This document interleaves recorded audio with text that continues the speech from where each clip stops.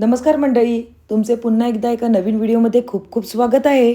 तर आज आपण चाळणीवर आवळे वाफवून एक अशी रेसिपी तयार करणार आहोत की ती एकदा खाल्ल्यानंतर तुम्ही पुन्हा पुन्हा खायला मागाल, एवढी छान ही रेसिपी तयार होणार आहे. तसेच आपण एका रेसिपीमध्ये 2 रेसिपी दाखवणार आहोत, त्यामुळे व्हिडिओ कुठेही स्किप न करता शेवटपर्यंत नक्कीच बघा. चला तर थेट मग रेसिपीकडे वळूया. तर ही रेसिपी बनवण्यासाठी सगळ्यात पहिले आपल्याला आवळे घ्यायचे आहेत आणि हे आवळे नुकतेच झाडावरून काढलेले आहेत. आवळे थोडे पिकल्यामुळे त्याचा रंग थोडा पिवळसर असा दिसतोय. तर आवळे पहिले आपल्याला स्वच्छ पाण्यातून धुवून काढायचे आहेत. त्यासाठी आपण एक मोठा बाउल घेतलेला आहे आणि त्यामध्ये हे सगळे आवळे घालून घेतलेले आहेत. आणि आता आपल्याला यामध्ये पाणी घालून घ्यायचं आहे आणि एका पाण्यातून हे स्वच्छ धुवून घ्यायचे आहेत. एक 5 मिनिटं हे पाण्यामध्ये असेच राहून द्यायचे आहेत आणि नंतर मग ह्यातलं पाणी आपल्याला सर्व काढून घ्यायचं आहे. आवळ्यामध्ये व्हिटॅमिन सी असल्यामुळे आपली रोगप्रतिकारशक्ती वाढते. तसेच आपले केस आणि त्वचा सुद्धा निरोगी राखते, पचनक्रिया सुधारते. तसेच डोळ्यांचे आरोग्य जपण्यासाठी आपल्याला अत्यंत फायदा होतो. असे एक नाही तर अनेक फायदे आपल्याला आवळ्याच्या सेवनामुळे होतात. त्यामुळे कोणत्या ना कोणत्या दृष्टीने आपल्या शरीरामध्ये आवळ्याचे सेवन हे झालेच पाहिजे. आणि आज आपण जी रेसिपी बनवायला जाणार आहोत, तर त्यामुळे तुम्ही नक्कीच दिवसातून एकदा तरी आवळ्याचे सेवन नक्कीच करणारच. त्यासाठी आपण आवळे स्वच्छ धुवून घेतलेले आहेत. आता गॅसवर एक पातेलं ठेवून घ्यायचं आहे आणि त्यामध्ये पाणी घालून घ्यायचं आहे. पाणी घातल्यानंतर एक आमसूल घालायचं आहे, म्हणजे टोप काळं पडणार नाही. आणि त्यामध्ये स्टँड ठेवून घ्यायचं आहे आणि त्यानंतर स्टँडमध्ये आपल्याला चाळण ठेवून घ्यायची आहे. आता आपण जे धुवून घेतलेले स्वच्छ आवळे आहेत ते आपल्याला या चाळणीवर पसरवून घ्यायचे आहेत आणि आपल्याला याला 5 ते 10 मिनटं छान अशी वाफ द्यायची आहे. तर आपण धुवून घेतलेले सगळे आवळे या चाळणीवर घालून घेऊया. तोपर्यंत तुम्ही सांगा, तुम्ही आपल्या चॅनलला सबस्क्राईब केलं की नाही? जर सबस्क्राईब केलं असेल तर ठीकच आहे, आणि जर सबस्क्राईब केलं नसेल तर पटकन सबस्क्राईब करा. तसेच बाजूला असलेल्या बेल आयकॉनवर प्रेस करायला विसरू नका, म्हणजे असेच साधे सोपे खमंग आणि स्वादिष्ट रेसिपी तुम्हाला नेहमी बघायला भेटतील. रोज एकतरी आवळा खाल्ल्याने आपली रक्तातील साखर ही नियंत्रित राहते. आता आपल्याला या आवळ्यांना एक 5 ते 10 मिनटं छान अशी वाफ काढून घ्यायची आहे. तर एक 5 मिनिटानंतर बघून घेऊया की आपले आवळे शिजलेत की नाही ते. त्यासाठी सुरीचे एक टोक आपल्याला या आवळ्यामध्ये घालून बघायचे. तर अजून थोडेसे आपल्याला या ठिकाणी आवळे शिजले पाहिजेत. तर आपण पुन्हा एक 5 मिनिटं त्याला छान अशी वाफ देऊया. आवळे जेव्हा छान शिजतात ना, तेव्हा त्या आपल्या रेसिपीला चवसुद्धा खूप छान येते. एक आणखीन 5 मिनिटानंतर येथे आपल्या आवळ्यांना मस्तपैकी वाफ आलेली आहे आणि सुरी घातल्यानंतर लगेचच आवळ्यामध्ये शिरली जाते. तर आता ही चाळण आपण या टोपामधून बाहेर काढून ठेवूया आणि तसेच पुढची तयारी करून घेऊया. टोपामध्ये आमसूल घातल्यामुळे आपलं टोप अजिबात काळं पडले नाही आहे. तर या ठिकाणी तुम्ही बघू शकता आपला आवळा एकदम छान असा शिजला आहे आणि हाताने लगेचच कुस्करला जात आहे. आता गॅसवर कढई ठेवायची आहे आणि त्यामध्ये थोडं तेल घालून घ्यायचे. एक 2 ते 3 पळी आपल्याला येथे तेल घालून घ्यायचं आहे. तसंच तेल तापल्यानंतर आपल्याला यामध्ये जिरा आणि मोहरीची छान अशी फोडणी द्यायची आहे. तर आपण त्यामध्ये पहिले मोहरी घालून घेऊया आणि मोहरी छान तडतडल्यानंतर त्यामध्ये आपण जिरं घालून घेऊया. एक पाव चमचा जिरं आणि पाव चमचा मोहरी एवढी मस्तपैकी तडतडलेली आहे. आता या ठिकाणी पाव चमचा एवढी हळद घालून घ्यायची आहे.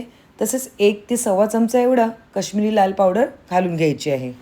तसेच अर्धा चमचा एवढी धणा पावडर घालून घेऊया आणि चवीपुरते मीठसुद्धा घालून घेऊया. आणि अजून थोडी चटपटीत चव येण्यासाठी मी येथे काळं मीठसुद्धा वापरलेलं आहे. तर काळं मीठसुद्धा थोडं घालून घेऊया. आता पळीच्या साहाय्याने हे सगळे मसाले आपल्याला ढवळून घ्यायचे आहेत आणि यामध्ये पाऊण कप एवढी साखर घालून घ्यायची आहे. आपल्या आवळ्याचं प्रमाण हे 750 ग्रॅम होतं, पण तुम्ही तुमच्या आवडीप्रमाणे येथे साखरेचं प्रमाण कमी जास्त करू शकता. मी येथे पाऊण कप घेतलं आहे. तुम्हाला पाहिजे असेल तर 1 कपसुद्धा घालू शकता किंवा त्यापेक्षा थोडं कमी घातलं तरी चालणार आहे.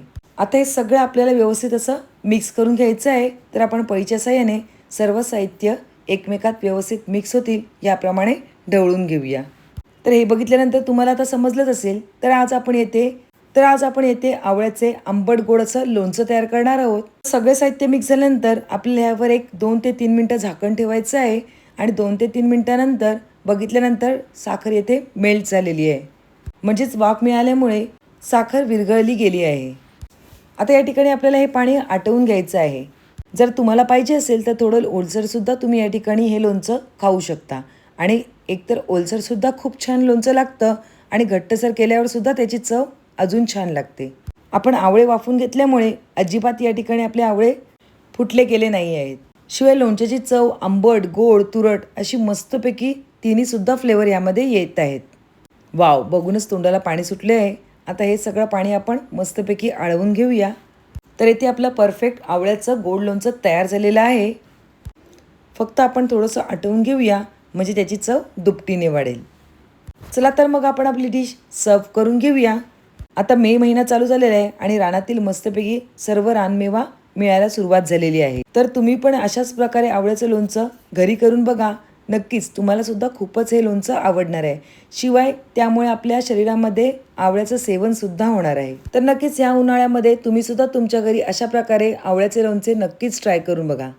दिसायलाच एवढं भारी दिसतंय ना, आणि चवीला तर खरंच एकच नंबर. तर या ठिकाणी आपली पहिली रेसिपी झालेली आहे.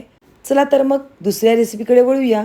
यासाठी येथे आपण 300 ग्राम एवढे आवळे घेतलेले आहेत आणि हे आवळे आपल्याला आता स्वच्छ असे धुवून घ्यायचे आहेत. तर आपण एक काम करूया, एका काचेच्या बाउलमध्ये पाणी घ्यायचं आहे आणि हे सर्व आवळे आपल्याला स्वच्छ असे धुवून घ्यायचे आहेत.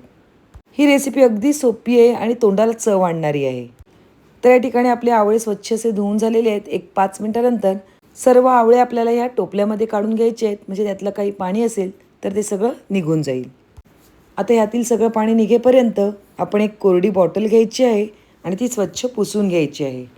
ते झाल्यानंतर आपण त्यामध्ये स्वच्छ धुवून घेतलेले जे आवळे आहेत ते सर्व या बरणीमध्ये आपल्याला भरून घ्यायचे आहेत. बरणी भरल्यानंतर आपल्याला त्यामध्ये वरून मीठ घालायचं आहे. मीठ हे जाडं मीठ असलं पाहिजे, म्हणजे काय आहे, आपले जे आवळे आहेत ते मिठामध्ये छान असे गोवले जातील, म्हणजेच मुरले जातील. तर या ठिकाणी आता बॉटलला झाकण लावून घ्यायचं आहे आणि बरणी व्यवस्थित अशी हलवून घ्यायची, म्हणजे काय, सगळीकडे सगळं मीठ व्यवस्थित पसरलं जाईल आणि आवळ्याला चवसुद्धा खूप छान येईल. एक 3 ते 4 दिवसानंतर ह्या मिठाचं पाणी होतं आणि हे आवळेसुद्धा ह्यामध्ये मस्तपैकी मुरले जातात. आणि हे आवळे नुसते कधीही खायला छान लागतात, त्यामुळे आपलं शरीर तर एकदम सुदृढ राहतं आणि खरंच चवीला सुद्धा एक नंबर लागतं. तर तुम्हाला माझ्या आजच्या दोन्ही व्हिडिओ कशा वाटल्या नक्कीच कमेंटद्वारे कळवा. रेसिपी आवडली असेल तर पटकन एक लाईक करा. तसेच तुमच्या फ्रेंड्स आणि रिलेटिव्हसोबत आपली ही लिंक शेअर करायला अजिबात विसरू नका. पुन्हा एक नवीन रेसिपी घेऊन येऊया. तोपर्यंत बाय बाय. थँक्यू.